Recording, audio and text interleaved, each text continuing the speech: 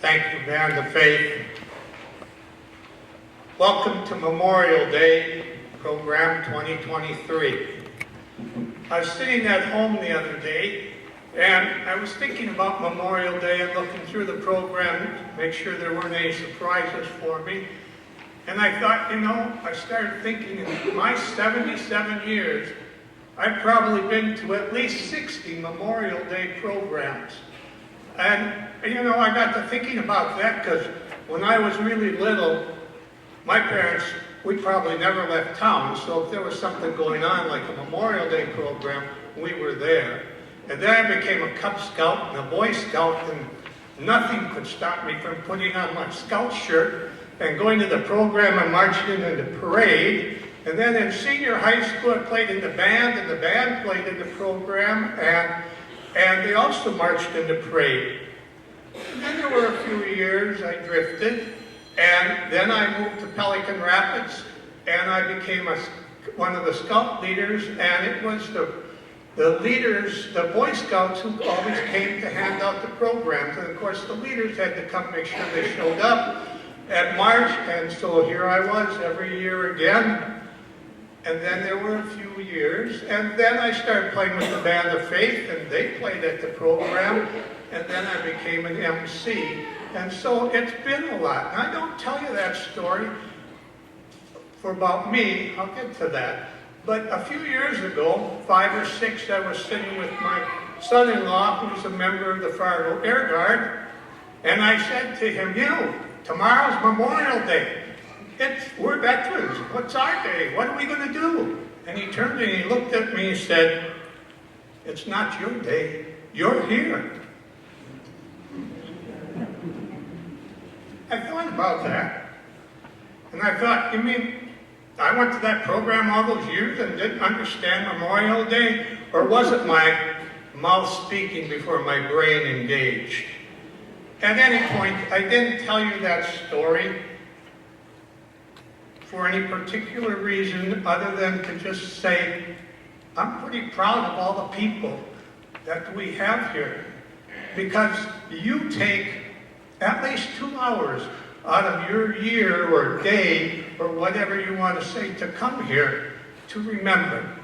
2 hours you could have been at the lake, on the golf course, out fishing, having a picnic, going shopping, all those different things you could have done, but you sacrificed yourself for 2 hours to come here and remember those that died serving our country. So, because we're all united in that thought, let's all stand as we begin our program with the presentation of colors and the Star-Spangled Banner.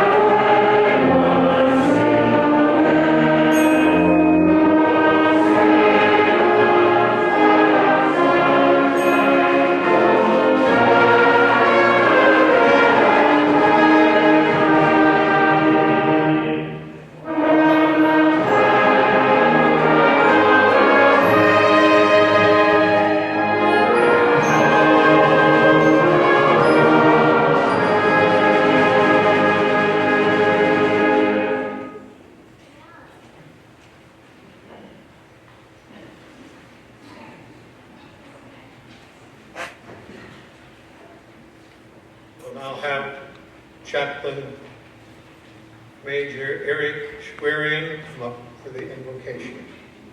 And he's okay as of 2 weeks ago if you call him Lieutenant Colonel Eric Schwerian.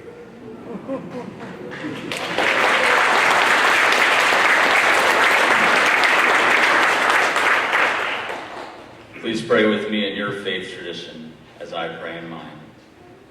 Almighty God, we acknowledge you as our source of strength and protection. We humbly express our gratitude for the brave men and women who lost their lives while serving in our armed forces.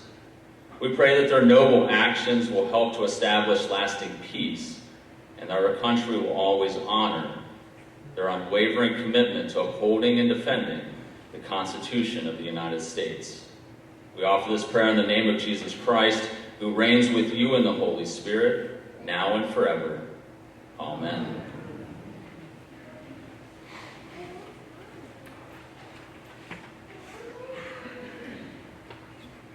You may be seated.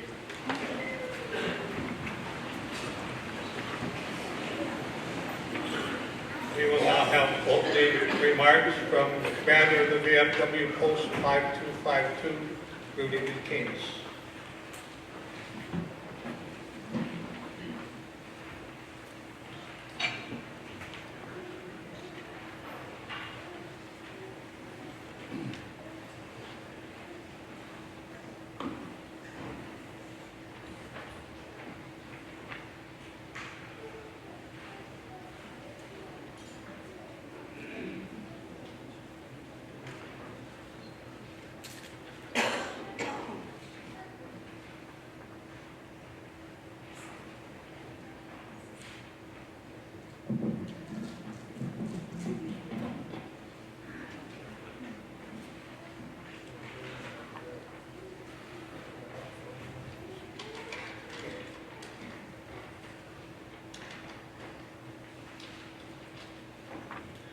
Good morning, I'm Rudy Buchanan, the commander of VFW Post 5252 in Pelican Rapids.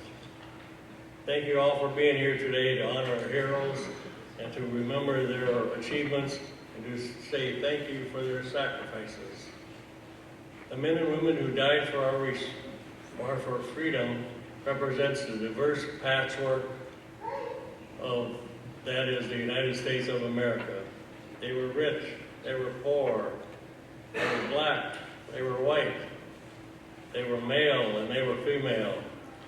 They were from cities, farms, and suburbs. They came from every ethnic background and political spectrum. The one common character that is, they all took on the oath to die for America if called upon. We must ensure that the memories of these heroes and their sacrifices are not in vain, and that future generations understands the importance of service and sacrifice and honor.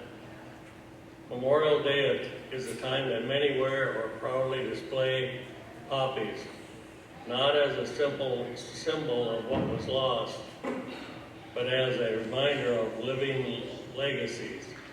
We are the living, and we are dedicated to continuing the work of those who have gone before us. Enjoy your lunch and conversation with those around you and have a safe Memorial Day. Thank you all for coming today.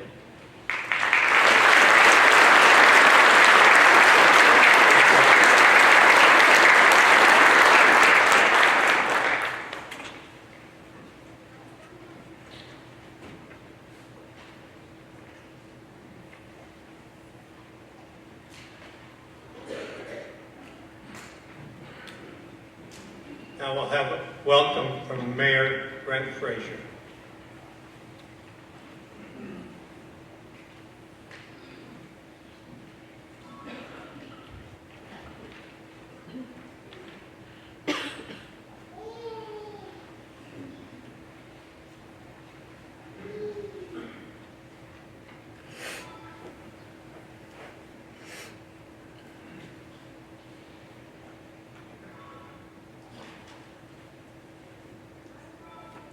I'd like to thank you, Mr. Nordstrom.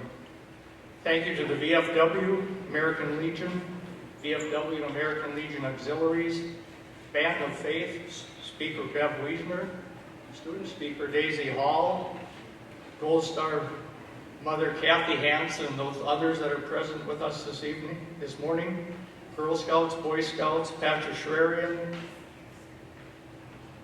speaker and classmate Mr. Dennis Johnson, family, friends, and veterans that are here this morning. Thank you to Pelican Rapids School District for allowing us to use this facility for this purpose for Memorial Day service.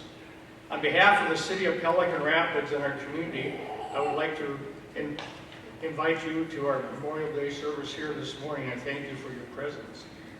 You're attending a traditional Memorial Day service that has been a long-lived process here in Pelican Rapids. Memorial Day is a federal holiday in which we remember and honor the men and women who have died while serving in the armed forces of the United States.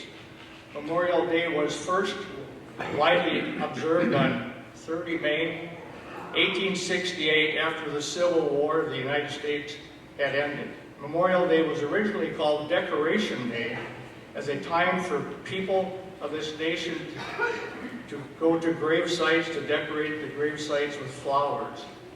For decades, Memorial Day continued to be observed on May 30th, the date that's selected for the first Decoration Day. In 1968, the U.S. Congress passed the Uniform Monday Holiday Act, which established Memorial Day as the last Monday in May. There are 4 interesting facts about Memorial Day. Memorial Day began as Decoration Day. Decoration Day was only recognized for the fallen soldiers of the Civil War until that changed after World War I.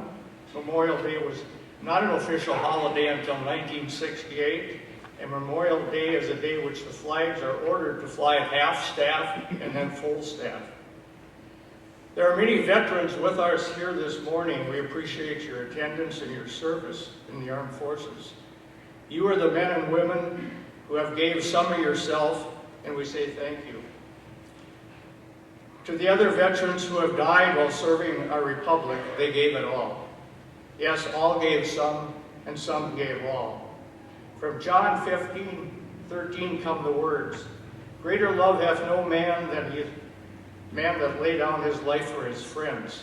Just as Jesus Christ laid down his life for our spiritual redemption, many men and women of the armed forces laid down their lives for us here today and future generations. These were the men and women who were willing to die and thus did die in the service of us, the people. You may know of family members, friends are here today of someone who has perished in service to our republic. Please reach out to them with a smile, an introduction, a handshake, or a hug. Please say thank you to a Gold Star mother, a father, a grandparent, a sister, a brother, and anyone else who has lost an armed forces family member. Although your actions won't heal the scar in their life, it can help to ease the pain and loneliness in their life. Your loving actions can make a difference in someone else's life today. Yes, all gave some, and some gave all. Words that we all need to remember, not only on Memorial Day, but every day of the year. Thank you.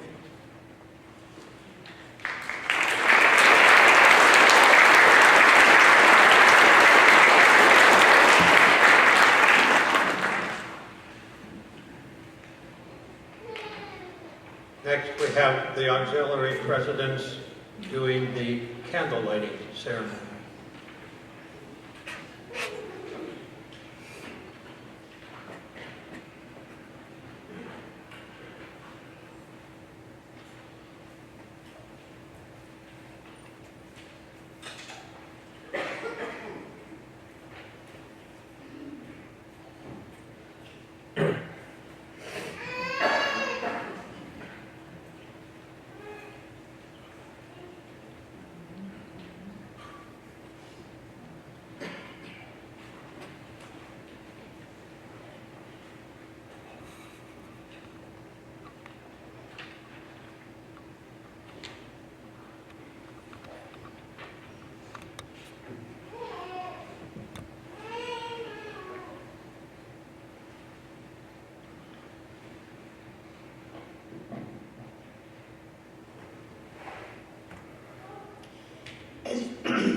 As you enter the room today, you may have noticed a small table in place of honor. It's set for one. This table is our way of symbolizing the fact that members of our profession of arms are missing in our midst. They are commonly known or called POWs or MIAs. We call them brothers and sisters. They are unable to be with us today, and so we remember them. This table is set for one, and it is small, symbolizing the frailty of one prisoner alone against his oppressors or her oppressors. Remember. The tablecloth is white, symbolizing the purity of their intentions to respond to their country's call of arms. Remember. The single red rose displayed in a vase reminds us of the families and the loved ones of our comrades in arms who keep the faith, awaiting their return. Remember. The red ribbon tied so prominently on the base is reminiscent of the red ribbon worn upon the lapel and breasts of thousands of bear witness to their unyielding determination to demand a proper accounting of our missing. Remember. The candle is lit, symbolizing the upward reach of their uncontrollable spirit. Remember. A slice of lemon is on the bread plate to remind us of their bitter fate. Remember. There is salt upon the bread plate, symbolic of the family's tears as they wait. Remember. The Holy Bible represents the strength gained through faith in our country, founded as one nation under God to sustain those lost from our midst. Remember. The glass is inverted. They cannot toast with us today, but remember. The chair is empty because they are not here. Remember. Remember. All of you who served with them and called them comrades, who depended upon their might and their aid, and relied upon them for surely. They have not forsaken you. Remember. Until the day they come home. Remember.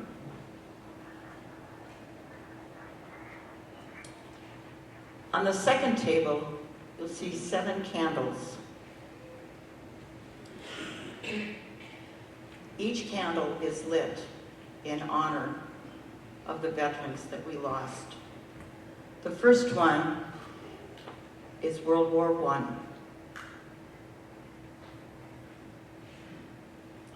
The second one is for those who were lost during World War II. The third one, those that were lost during Korea. The fourth one, those that were lost during Vietnam. The fifth one, those that were lost during the Persian Gulf War and Desert Storm. The sixth one, those that were lost during Iraq and Afghanistan. And the seventh one, the last but not least, is for all other wars and conflicts where we lost loved ones.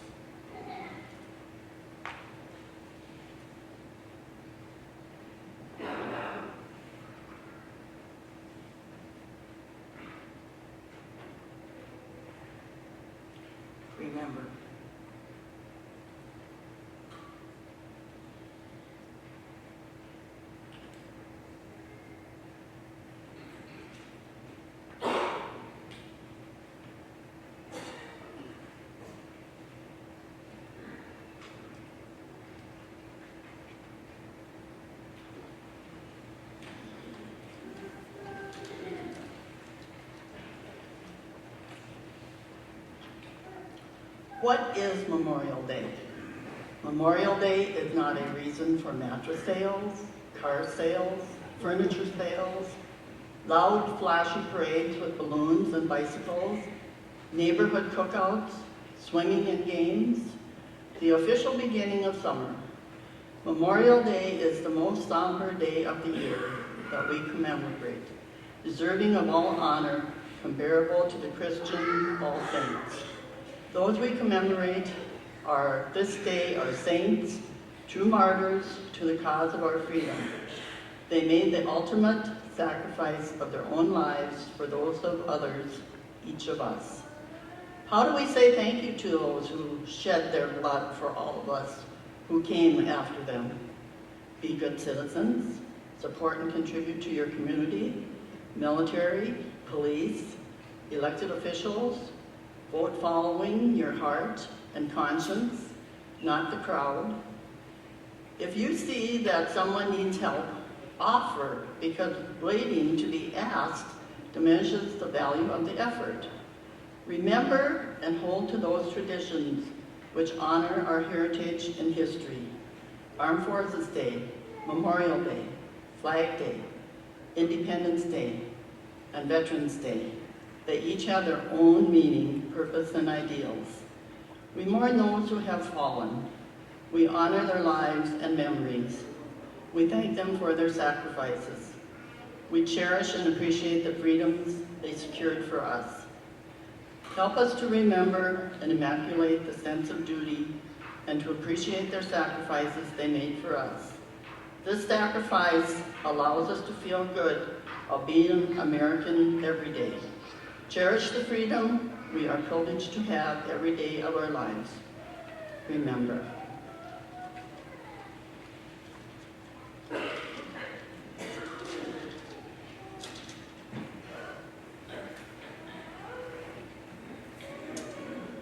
Remember the flag.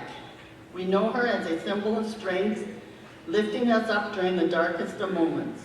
Though tattered, she tells us everything. We will be okay after a tornado rips through her town. We see her all over the place. During Independence Day celebrations, taking on forms of banners, decals, and even jewelry. Her name is Old Glory, and you can be sure American Legion Auxiliary members will be displaying her on Memorial Day to honor and remember those who made the ultimate sacrifice for our freedom. The flag has 3 special meanings, although it's out every day, but it has Armed Forces Day for those who are still in uniform. Armed Forces Day is the 3rd Saturday of May. Veterans Day, November 11th, for those who hang up their uniforms. And Memorial Day is the last Monday in May for those who never made it out of their uniforms. That is so true, so true. I want to leave you with this quote for today. Life is very interesting. In the end, some of your greatest pains become your greatest strengths. Thank God. Have a great and safe Memorial Day, and be safe, people out there. Thank you.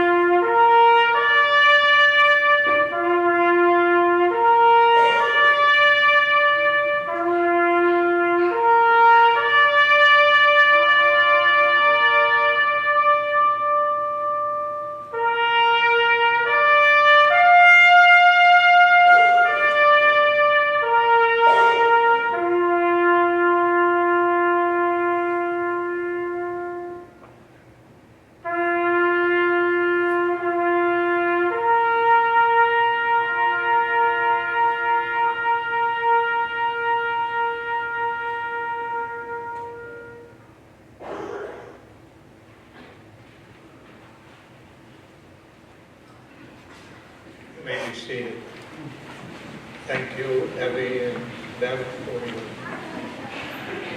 candlelight ceremony and Memorial Day poems. Now we're going to hear from the Band of Faith, the tune Lest We Forget.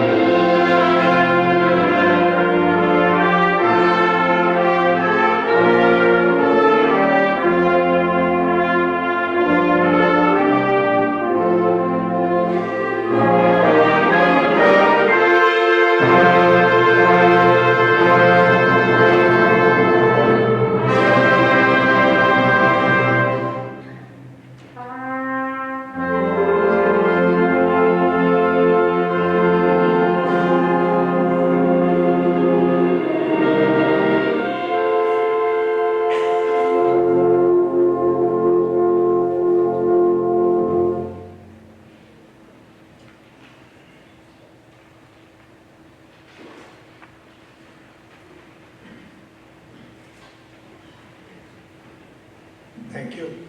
Band of Faith, kind of get you right here.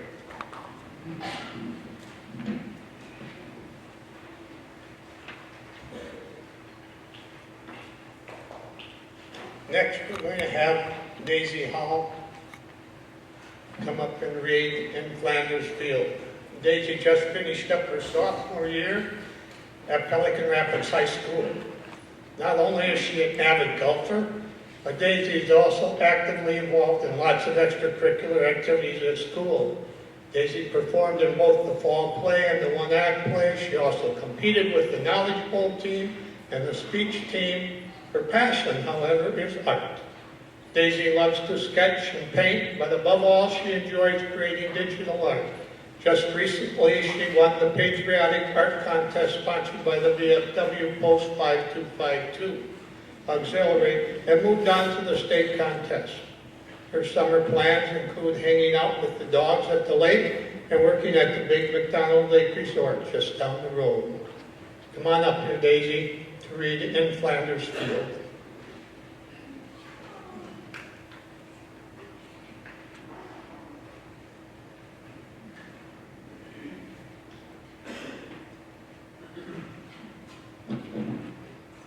In Flanders Field by John McCrae.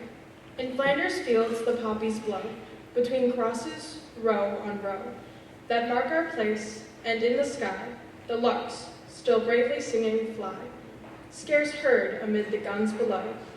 We are the dead, short days ago. We lived, felt dawn, saw sunset glow, loved and were loved, and now we lie in Flanders fields. Take up our quarrel with the foe. To you from failing hands we throw. The torch be yours to hold it high.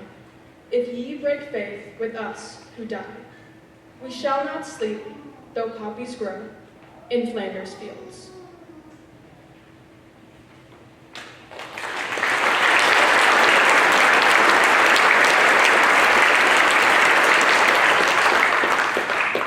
Thank you, Daisy. And now the band will play the Armed Forces Tribute.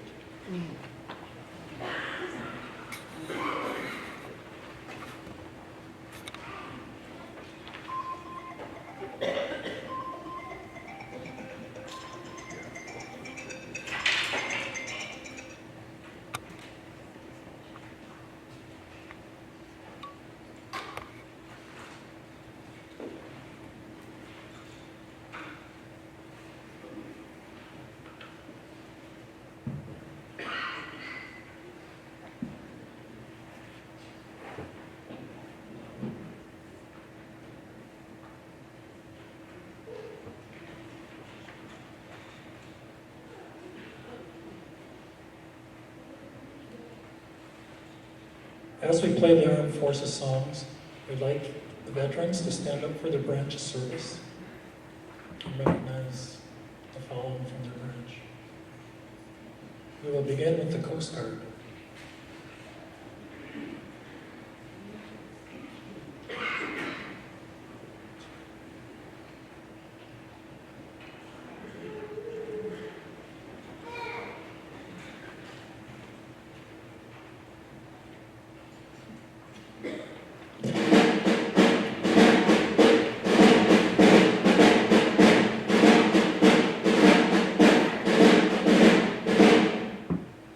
Thank you.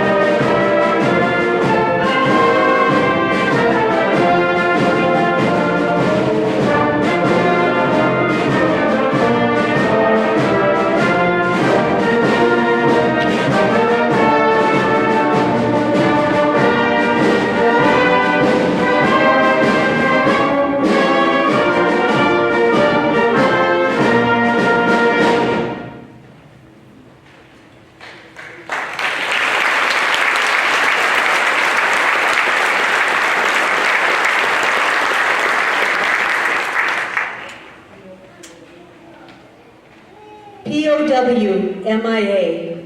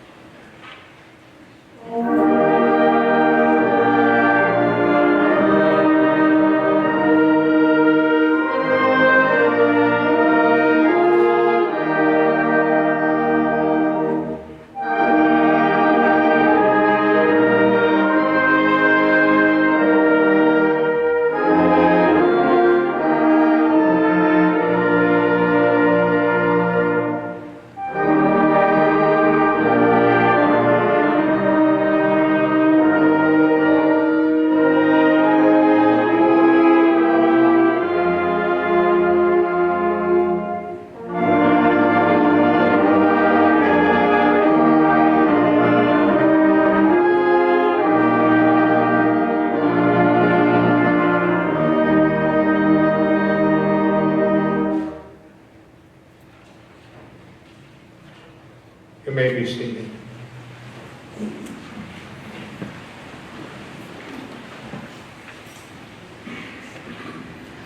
Before I introduce the speaker today, I was just thinking about last year. Our speaker, Bob Nelson, sang the song My Buddy during his speech, the very song Everett Johnson sang every year. And this year, one of Everett's sons is our speaker. Everett is still part of our Memorial Day program. Dennis Johnson graduated from Pelican Rapids High School in 1967, served in the U.S. Army 1970 to 71, Special Ammunition Support Command, West Germany. At Minnesota State University, Moorhead, he earned his degree in philosophy and went on to receive his law degree at the University of North Dakota. From 1980 to 89, he operated the law practice in Pelican Rapids and Ross State. Dennis went on to teach law and philosophy at Northland Community and Technical College in Thief River Falls from 1989 to 2012. He's now retired, lives in rural Thief River Falls. One of his hobbies has made him a historian of the Civil War. He said that in the 1960s he collected Civil War cards, like baseball cards, and that kind of spurred his interest into doing this, and he's traveled widely to Civil War battlefields, so we'll probably hear something about that. Let's welcome Dennis Johnson.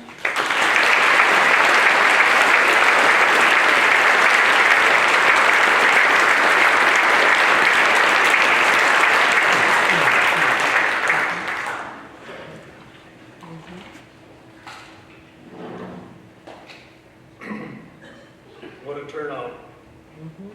It's an honor to be here. I was asked initially to speak about the Civil War, primarily Minnesota in the Civil War, and the 1st Minnesota Regiment. And after a couple days deliberation, I agreed. Mike said I should probably talk a little bit about my service before we get into that. My service does not begin at Fort Sumter. I'm old, but that wasn't my first engagement.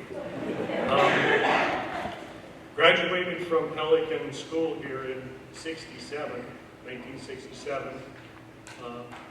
Vietnam was in full swing.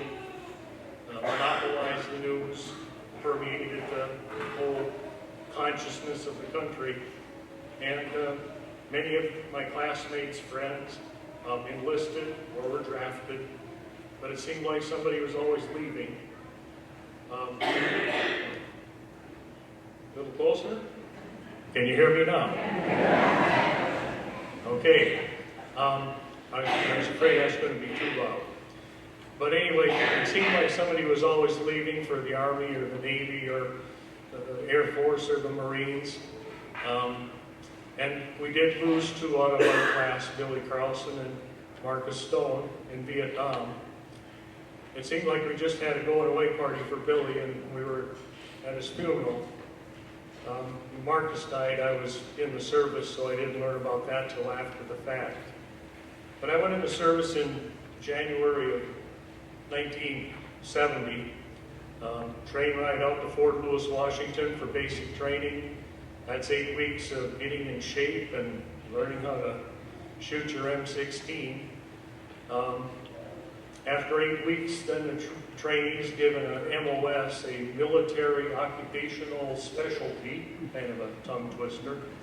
My MOS was artillery, so I was shipped off to Fort Sill, Oklahoma for 8 weeks of advanced training with artillery.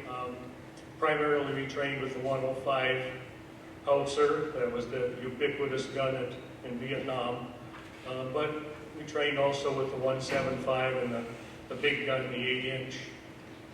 And getting down to the last week of our 8-week training there, we're standing out in morning formation. This is the company I'm in. And the drill sergeant is going through the day's activities or whatever. And he says, Johnson 2nd Platoon, front and center. I go, uh-huh. You know, I'm standing here with 200 guys and I'm getting singled out. So I walked up and stood in front of him and he said, report to Colonel Patterson at battalion headquarters. Now, when you're told to do something in the Army, you don't say, why? You know, you just do it. Okay. So, with some trepidation, you know, I'm walking down to headquarters. Everybody knew where it was, but nobody had been there that I knew of. And I checked in with Colonel Patterson, and he's got my file very thin at this point. And he says, you've been assigned to nuclear artillery. And never heard of it, huh? And he said, starting Monday, you're going to do 4 weeks of training. And then during that time, we'll get you to security clearance. And you'll be assigned to SASCOM, Special Ammunition Support Command. That's the Army. They call the bomb special ammunition, right? But anyway, that's what happened. I was a little disappointed because I wanted to go home on leave. Everybody got to go home on leave after AIT. And even though I was a brash 20-year-old lean, mean fighting machine, I was homesick. You know, I needed some rest and rehabilitation, it felt like. But that was postponed for another month, but eventually I ended up on the East German, West German border in a pretty high security facility. My job was to prep warheads. I was trained as an assembly specialist, is that what I was called. But the warheads need some technical preparation before they're used. Thank God we never had to use them. So that was my job, and my day-to-day activities were guarding the rounds. There were about a dozen of us specialists there. We had the closest proximity to the rounds, so on an alternating basis, we had the inner perimeter of security. All in all, it was I've always been lucky. Lucky is better than good, because I haven't always been good. But that was my service, and as I've gotten older, as time goes on, it seems like I've become more and more proud of it. When people ask you a veteran, yeah. Get a discount on my phone. Different things, and it does feel good. But anyway, that's about me. When I was asked to speak about the Civil War, I went, but then, when I think about it, the Civil War was probably the greatest threat this country's had to our democracy.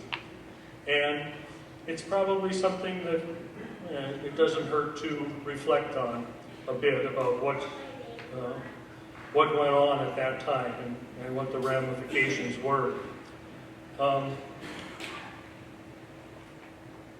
Now we have the slide, Fort Sumter. Now I have to find my clicker and see if it works.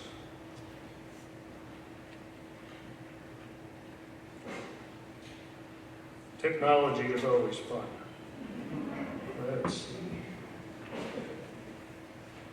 There. Hopefully that's it.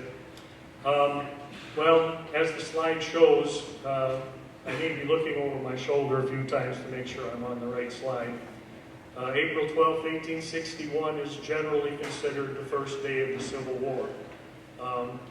The South Carolinians, this is Charleston, South Carolina, they were a little upset about having a U.S. fort in their now southern state harbor.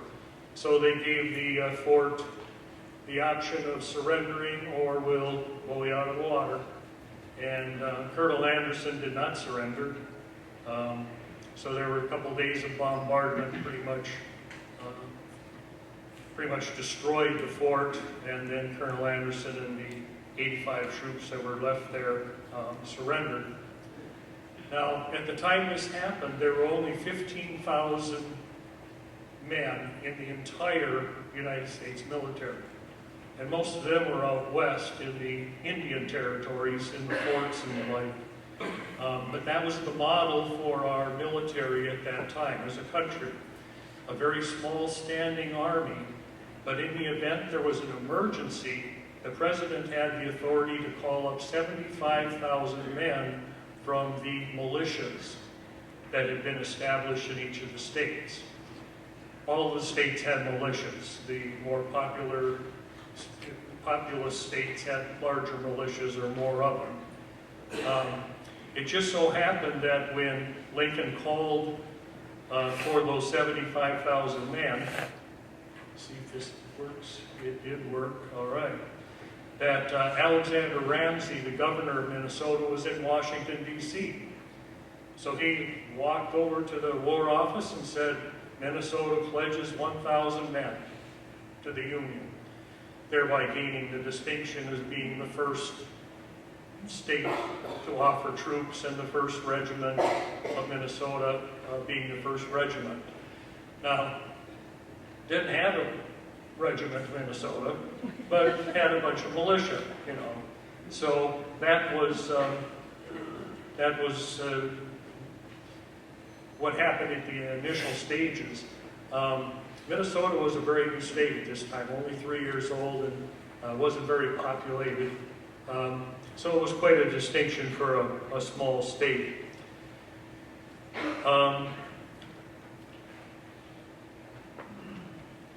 Yeah. Okay, so the 1st Minnesota Militia is, our 1st Minnesota Regiment is recruited from the militias that are existing in the state, like the St. Paul Guards, or the Red Wing Volunteers, or the St. Anthony's Wasps. But anyway, they're the 1st regiment that is enlisted. I have a word up there, localism. It's a word historians use for how the armies, both north and south, were organized. When we say 1st Minnesota, that's exactly what it is. It's the 1st regiment that's been recruited, and it's all Minnesota troops. Only Minnesota troops. And they're together for the duration. The entire war, the same group of men fight together. If there's some kind of a need, and there often is a need for replacements, they come only from Minnesota. So if we're talking about the 23rd Virginia, on the Confederate side, they were the 23rd Regiment that enlisted, and they're all Virginians, and they'll always be all Virginians. Quite a bit different from the Army I was in. We had, guys who were all over the country. Quite a country, quite a diverse country. But that's the way it was set up at the time of the Civil War. And the 1st Minnesota developed a reputation immediately. At the First Battle of Bull Run, 1st Minnesota got the reputation of being a steady regiment. Very important to be a steady regiment when you have a line that's a mile long. You don't want the guys down there a quarter of a mile running, because then the enemy's behind you, and that's not good. And they got a reputation of being a steady regiment. They lost 200,000, they lost 200 men out of their 1,000. at First Bull Run. And when I talk about a reputation, again, these troops are together the entire war. And there's a corridor between the capital, Washington, D.C., capital of the United States, and Richmond, the capital of the Confederate States. There's a 100-mile corridor there where all of these battles out in the east are taking place. And it's the same armies that are fighting each other. So they get to recognize the different regiments. And again, Minnesota had a regiment had a good reputation, a strong reputation, before the famous day we're going to talk about.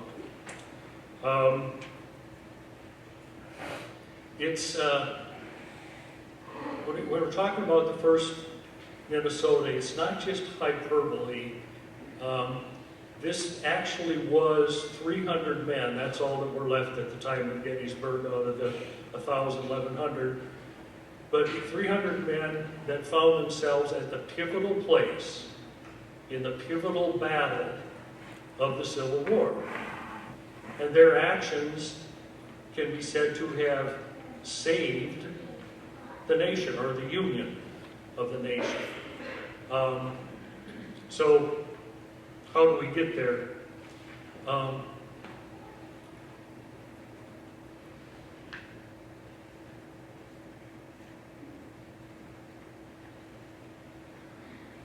After 2 years of war, and it's been 2 hard years, and there doesn't seem to have been anything accomplished except a lot of casualties. And these huge battles, the casualties were in the tens of thousands on both sides. And the government didn't have a system of notifying family as to what happened to their loved one. Consequently, the casualty lists were printed in the newspaper. And that's where you found out if your son or your husband or your brother or whoever was still alive or was wounded. These columns after columns of killed and wounded, so-and-so dead, so-and-so arm amputated, shot through the bowels, missing. It was really difficult. And the will to fight was waning after 2 years of this. There's getting some real strong pressure in the North. Just let them go. They don't want to be part of our country. Let them have their own slave country. We don't need them. It's not worth it. But there's also that contingent, and Lincoln was the big proponent of that, not to give in to that pressure to try to keep the population behind the cause. But Lee, General Robert E. Lee of the Confederate Army, he was the head general in the East the entire war, very, almost immortalized his reputation. But he figured that if he invaded the North, meaning one of the northern states, and in this case Pennsylvania, if he invaded the North and he could defeat the Union Army in a northern state like Pennsylvania, and then threaten the big cities like Philadelphia or Washington, D.C., he could probably tip that balance, where the North did give up their will to keep fighting. It's just not worth it, So that's what he did. He invaded Pennsylvania. And the Union Army, under George Meade, say something about that. George Meade was the Union general. He was the 6th Union general in 2 years. It was like musical chairs. Lincoln could not find a general that could get it done.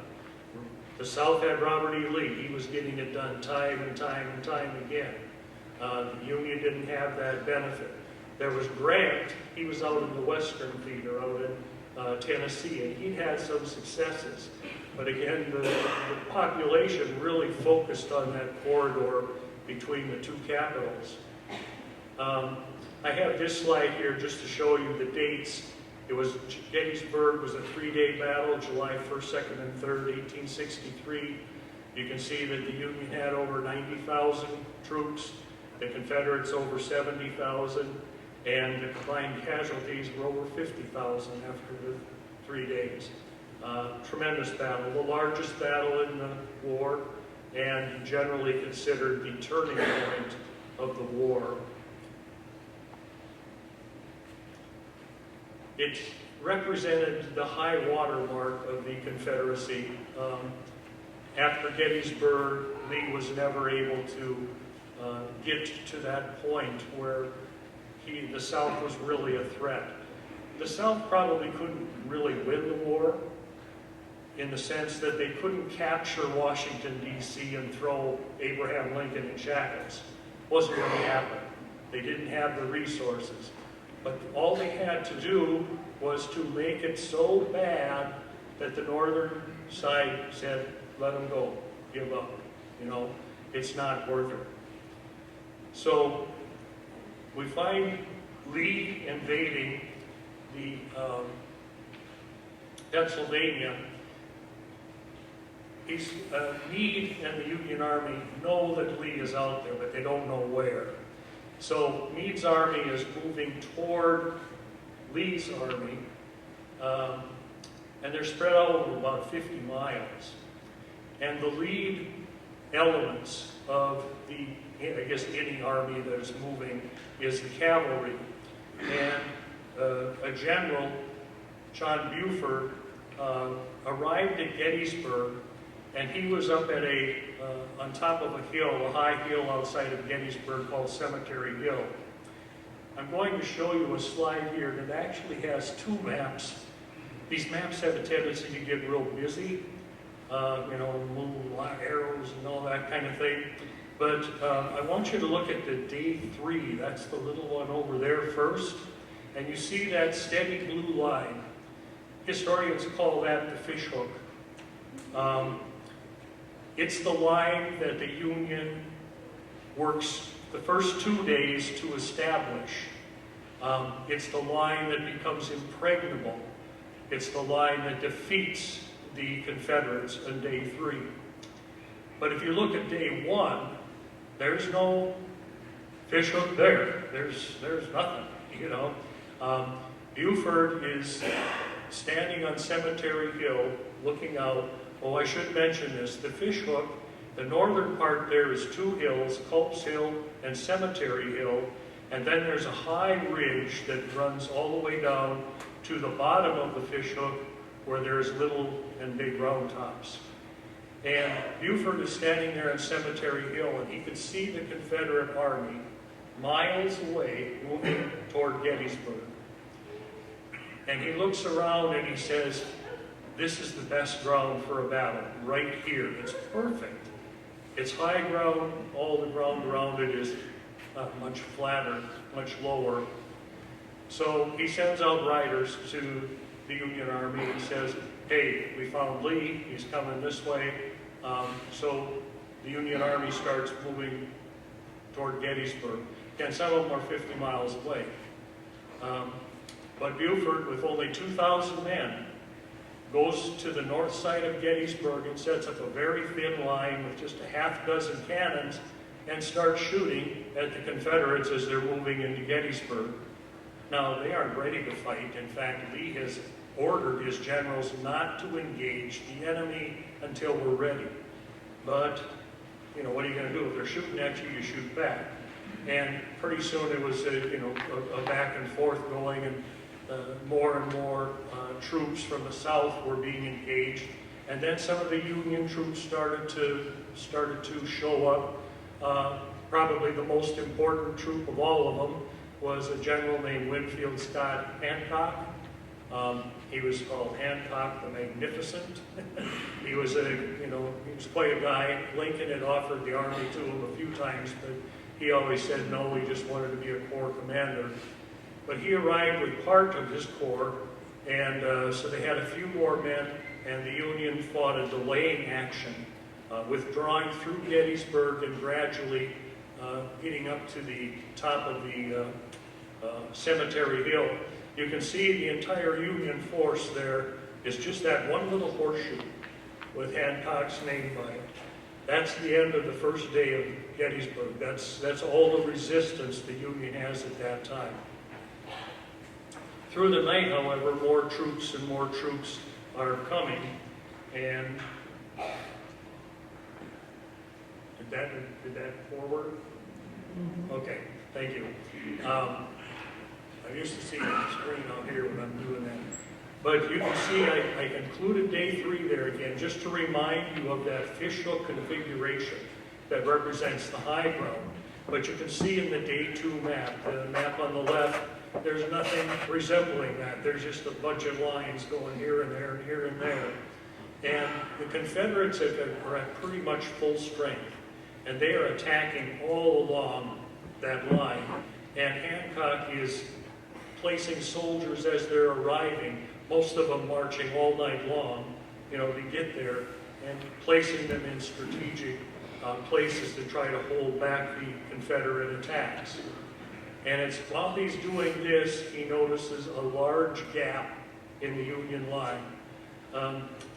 Reasons for the gap is just something we don't really, I don't really want to explain because it's too detailed. But there was a large gap in the line, and there are 6 regiments of Florida and Alabama troops that are marching right toward it. And if they get that gap, that's it. The line's broken. The way the military fought in those days with the type of armaments and the type of tactics that they had, a broken line was fatal. And Hancock's looking at that line, and he looks over, and here's these 300 guys that have been marching since 3 o'clock in the morning, and he says to the colonel there, First Lieutenant Colville, let's see if we got, there we are, had to click it twice. And he said, what regiment is this? And Colville says, 1st Minnesota. Hancock says, charge that line. Okay, there's 300 guys and there's thousands of Confederates. Charge that line. Hancock said he knew it was suicide, but it was necessary. The Colville and his men knew it was suicide, but they just didn't. They charged the line.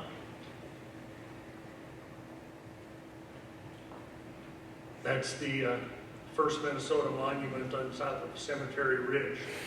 But you can see there that 262 men, a little less than 300 men, went into the charge, and 215 were killed and wounded just in a matter of minutes. It literally was suicide. There was 85% casualties, was the highest of any regiment, north or south, in the entire war. But the thing was, it worked.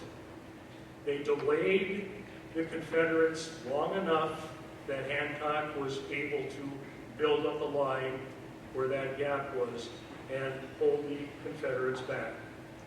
It was that close.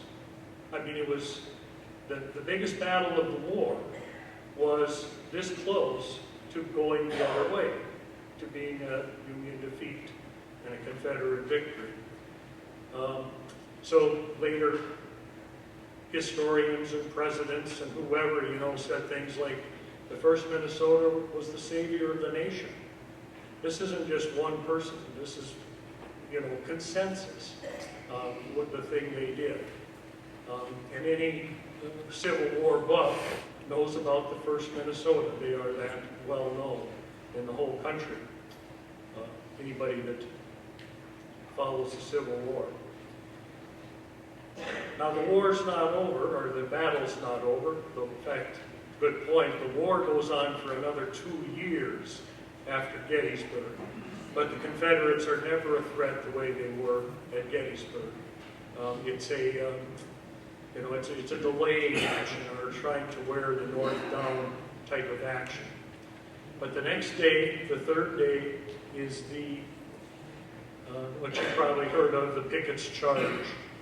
And by this time, that fish hook is fully in place. It's the backbone of the Union position. It's the position that Buford and Hancock on the first day looked at the ground and said, this is where we have to fight, and now they had it. It was said that Lee told his top general, Longstreet, the day before the attack, he said, if the enemy's there in the morning, I'm going to attack them. And Longstreet said, if the enemy's there in the morning, it's because he wants you to attack him. And that was exactly the case. And everybody knew it with Lee. He'd come so close to breaking the line the second day, his blood was just up, and he thought it could be done. So we have Pickett's charge. You can see over 12,000 men in a mile-wide front, and what they are doing, they're advancing and they're converging on a copse of trees. Copse is an archaic word for thicket. In a thicket of trees, it's a landmark up on the ridge. And they have to advance over about a mile of ground. And it was a disaster. They got within a half a mile and the Union cannons are, opening up and blowing big holes in their formations, and they get within a couple hundred yards and thousands of Union muskets open up on them. One observer said it was like snow melting, the troops falling. Now the 1st Minnesota, what was left of them, at that time, they were right there. See this slide here.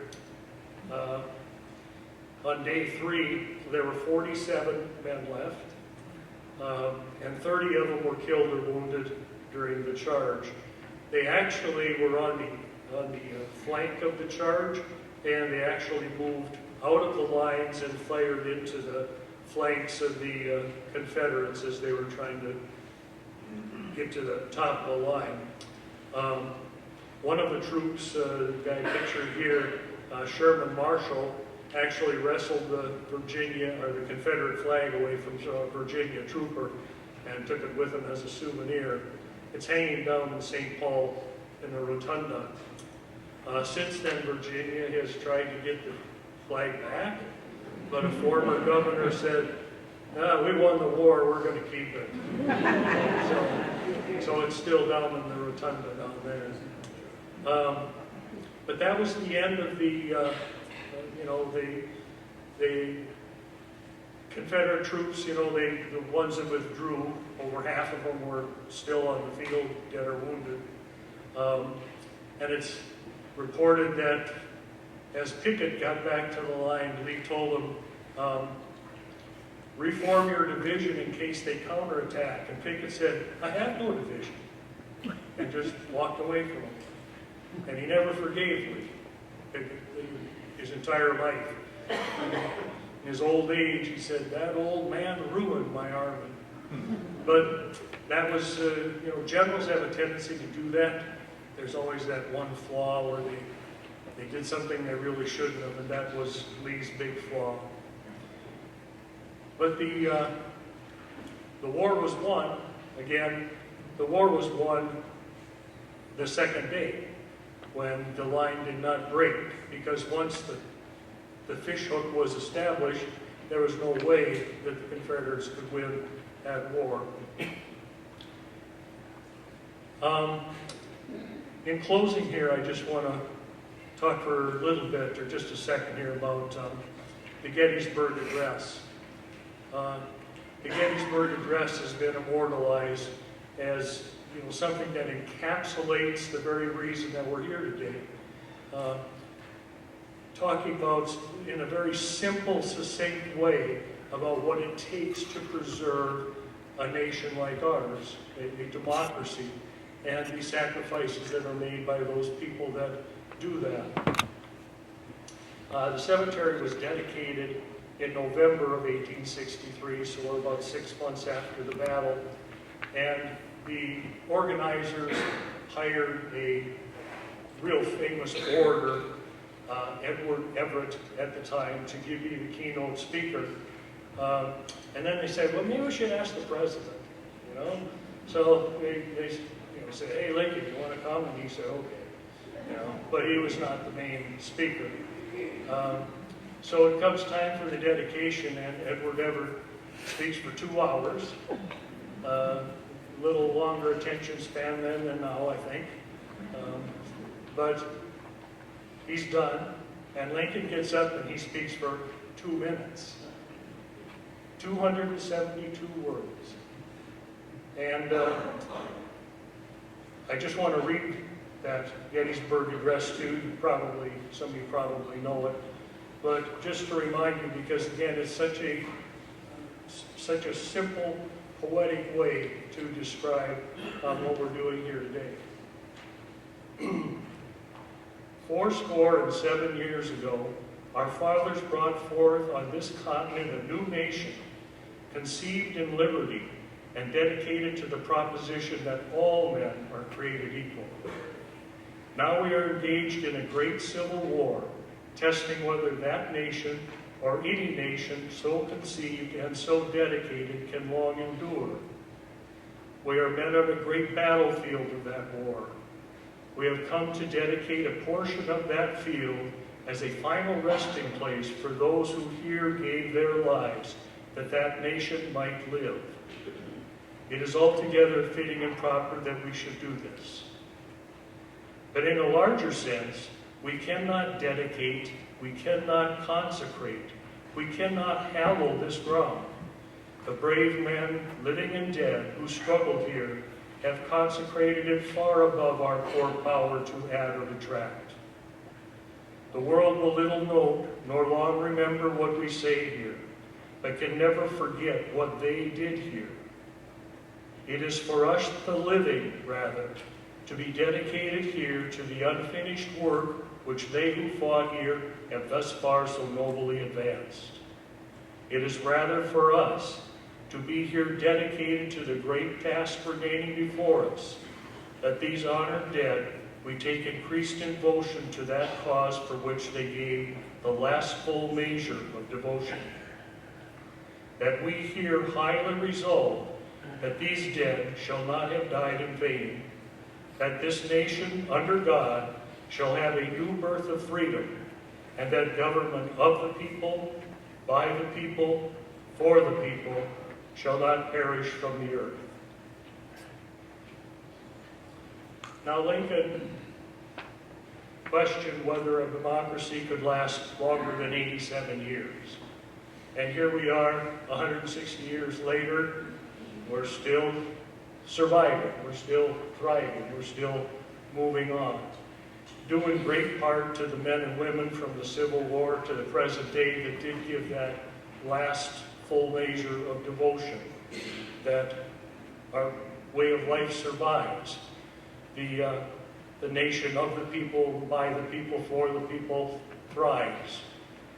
And as Lincoln said, it's up for us, the living, to carry on. I mean, we're all Americans. We're all in this together. Thank you.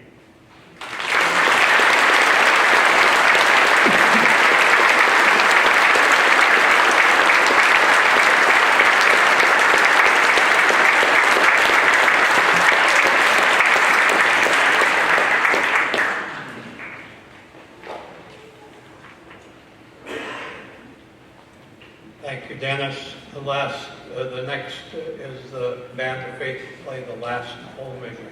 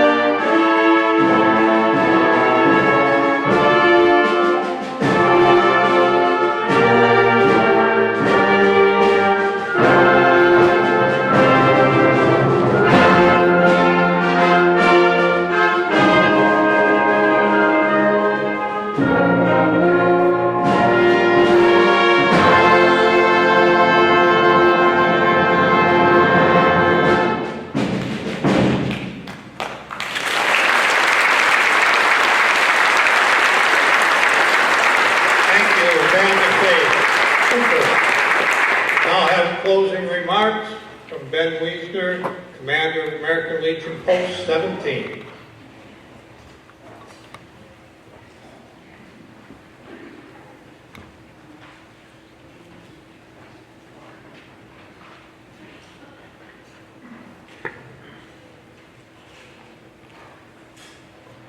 How about that band of faith? How about a standing ovation?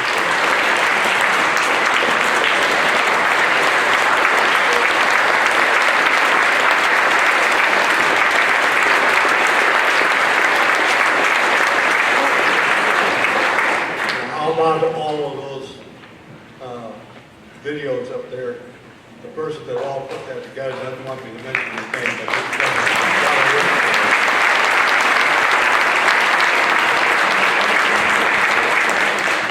John, thank you for stepping up again. You've always come to help us out when we need it. Thank you again.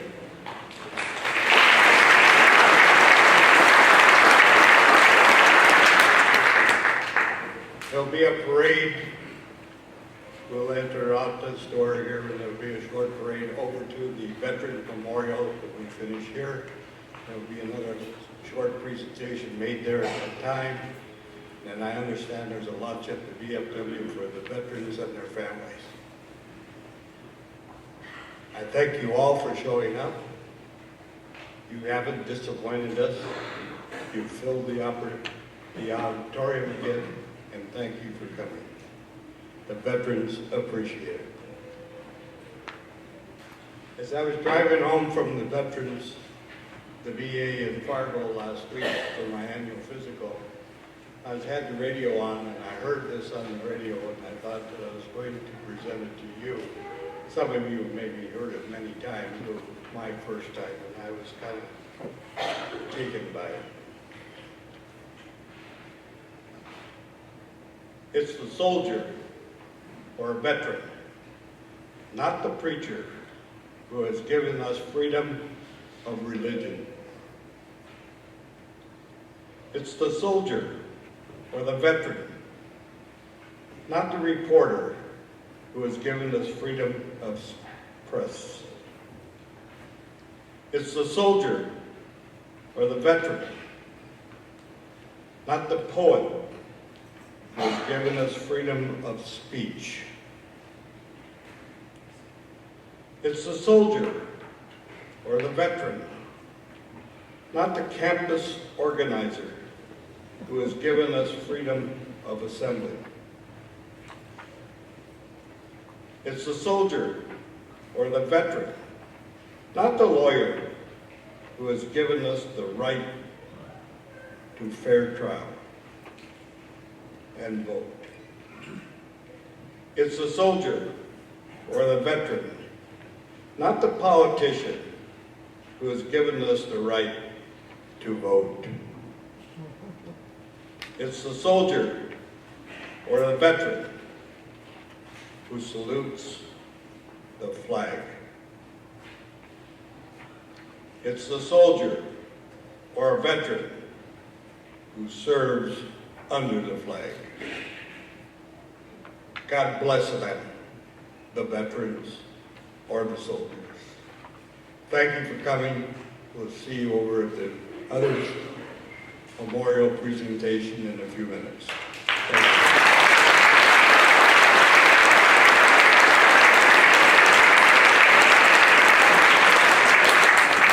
I've been watching the candles race to the ground there on that wall up front, I think. From the Band of Faith, Reflections from the Wall.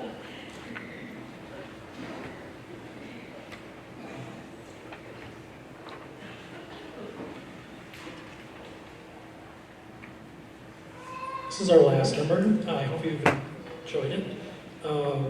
We'd like to dedicate this to the Vietnam people that served during the Vietnam War. It's Reflections from the Wall. For Vietnam veterans, could you please stand up? Please. You served during the Vietnam War.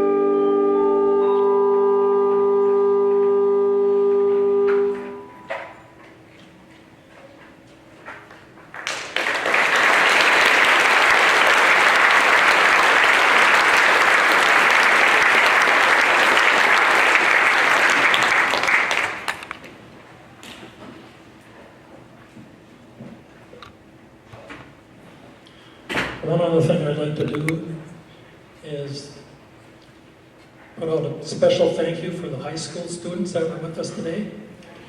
Thank you.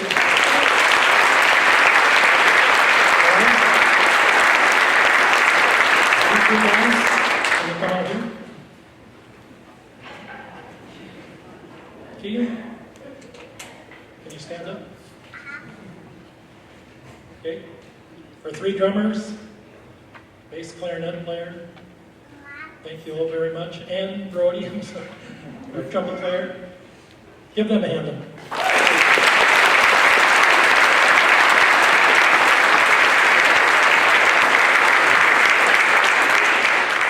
And now I'd like the rest of the band to stand up. They did a great job. They worked so hard at this.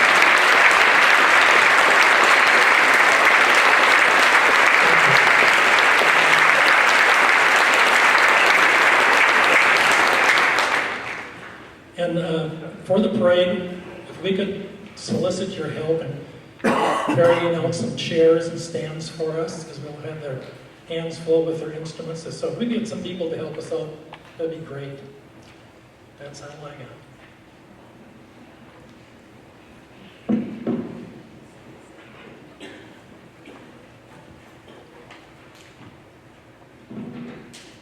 You can stand and then remain standing until the riders can come.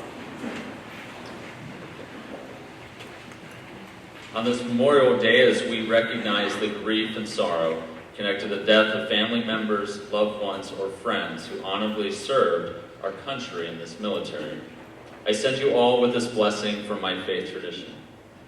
May the peace of God, which surpasses all understanding, guard your hearts and your minds in Christ Jesus. Amen.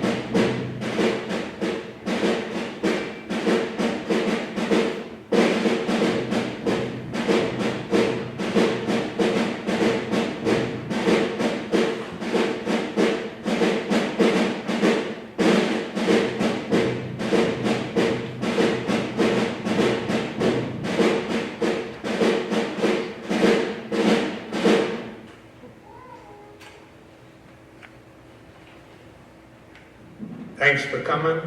Parade will start soon. Can you help if you want? Thank you. Can we get the house lights up?